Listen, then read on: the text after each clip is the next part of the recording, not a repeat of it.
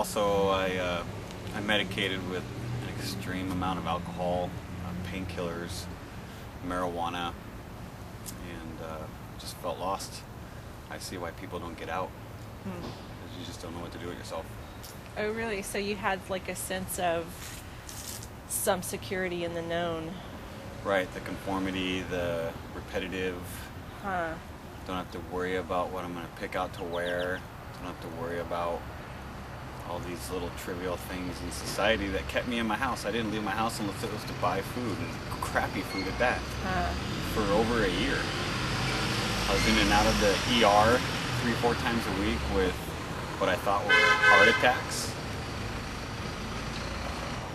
And yeah, I was just completely socially inept. Huh. So that doesn't help your general level of stress, just to deal with the fact that now life has gotten so complicated to do what you know should be simple things. Right. Yeah. I mean, and it has baby steps progressed over the years I've been out. But you have to think about that foxhole, and rightfully so, you get in there to protect yourself. Sure. But at the same time, if you don't pull yourself out of it before you start rebuilding your foundation, you're just adding weight on top of the already heavy load that you're carrying. Sure. So you need to be able to recognize that and get out of it before you can start anything progressive or healthy. Right, right. And remember we talked too about the idea of the brain making workarounds for all kinds of things. You know, Trivial like things. with trivial things, and like with the alcohol and the different self-medications, when the brain has a problem that seems to solve, that works. We're going to do it again. I don't even have the desire to drink alcohol. I'm down to like 2 cigarettes a day. Huh. And I feel healthier, my body feels better, I wake up feeling more rested, and I just don't have any desire to do anything to mask anything that I'm feeling, to help me sleep or what. That's the key. That's the key.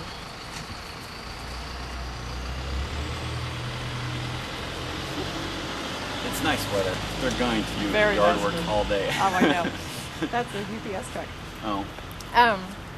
But that's the key, masking stuff. That's what I mean by workaround. Because when your body and brain are in that balanced state, what I call ready for next action, then all of those things that you take in to make your body be ready for the next action when it's not, create imbalance when you start out balanced. Right. So now you're experiencing a sense of, I'm in homeostasis, I'm in balance, and those things don't appeal to me. Not at all. Because... And I'm looking forward to the extra money. yeah. Those things are actually things that knock me out of balance, as opposed to helping me return to something that feels like almost balance. Right. Yeah, that's a huge difference. It's a huge difference.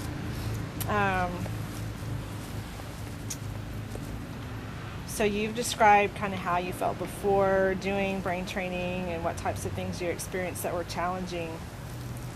When you first started feeling like something was shifting when we were doing sessions, how did you feel, or what types of things were you experiencing internally or in your interaction with the world during the 10 sessions? Not necessarily while I was specifically connected, just right, just that during week. that week, right? That week, I don't ever remember feeling that good. I felt lighter. I felt like the fog had lifted. I mean, it was a trip going through what my body was experiencing while it was remapping the brain. You know, the spiderweb sensations, the tingling, while it lowered the meridians or whatever to help connect better. But yeah, that week, I was really able to step back and identify a lot of things that not only I was having trouble focusing on or admitting, but that I had been hearing about from people that cared about me, that I was in such a state of delusion for self-preservation. Sure. That, it was falling on deaf ears. So you had a sense of awareness. that awareness. was not there before. Yes, but it had also shifted because the awareness wasn't for survivability. Sure. It was for healthy progress. Right. Progress. It's instead of your hypervigilant awareness that was trying to preserve yourself, Exactly. you had an awareness that was about self-recognition. And accountability and acknowledgement, which helps even to yourself if you can identify those things and admit them. Sure. And pinpoint them. And then the latter effect of everything that happens through the domino, Right. it really just kind of helps you feel better.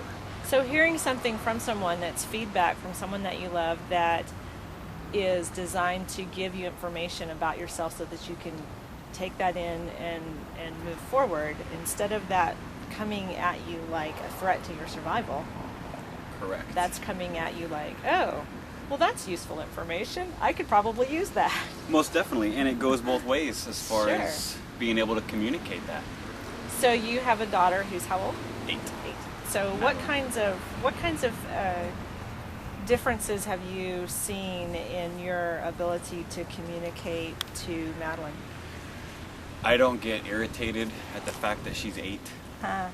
and all those little things that she forgets or she tries, because, you know, children are manipulative by nature and it's not necessarily malicious. Right. And, you know, kids forget, I forget, and just all these little things that would get me so frustrated and upset. I'm actually able to, I don't change my voice. It doesn't go up. I don't get in her face. I don't break her down for being who she is. And I know it's only been a week, but her body language is different. She's a little more affectionate.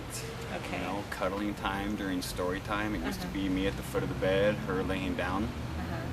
But now it's like a little bit of snuggle time, which I'm still getting comfortable with. Sure. That's true. Sure. Sure. But And her probably too. yeah. And it's just we have a much better communication, even with a relationship that was lost. You know, just all my relationships with my friends, with specific, you know, female and my daughter, my mom. It's all just slowly improving because I'm able to communicate in a coherent manner and actually categorize with intent. Right. And project it through verbal communication rather than a reality that isn't even there. Right. That's an interesting observation. Yeah. So it's huge to notice that something that you are reacting to in the environment, that now you're saying, I'm noticing that was 99% me. A lot of things, yeah. Yeah. I mean, it takes a big ego swallow, regardless, because the ego is a nasty beast in my opinion. Yes. And it's two-way street. Yes. You know, it doesn't mean I was always incorrect. Oh, absolutely not. Absolutely but I'm not. definitely able to identify. To have a realistic sense of the difference between, oh, that's me or that's not me. Right. Where the track had, you know, where I'd come off the track. Right. And just was a wild train. Right. Yeah. And when someone says you're off the track, it's not a threat to your survival. Correct. Right. That's huge. Yeah. That's a huge difference. It is. It's awesome. Yeah. I feel, I don't know, I can't remember ever feeling this centered or complete as an individual and confident. And my confidence went through the roof. I could see that every day. Yeah. In fact, I have told people when you came in every morning, you would come in and every day you were more happy, present. You know, you would come and you would, I called you Tigger in my mind. Tigger? Tigger. Because you would come in and you would be like, good morning. It's because I wasn't drinking 2 bottles of wine to sleep. Yeah. Yeah, I woke up well rested. I woke up, you know, Madeline's breakfast was made. We were more organized with the day. We had our outfit picked for school the night before. Everything was just more organized and smooth. Right. Progressively. And Sure. it's still, it will continue to be. Right, yeah, and that's what I said.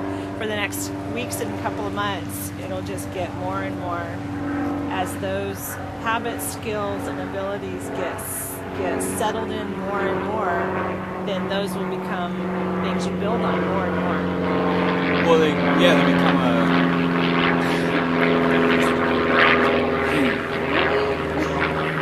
become a pattern. Yeah. But just a different pattern. Yeah. It's really easy to be selfish for the bubble of sanctuary and, do the baseline minimum. Not to say I didn't care about my daughter or Sure. she wasn't a priority. Absolutely. But when you're struggling just to survive yourself, it's a triage situation. Right. Yes. Right. Yes.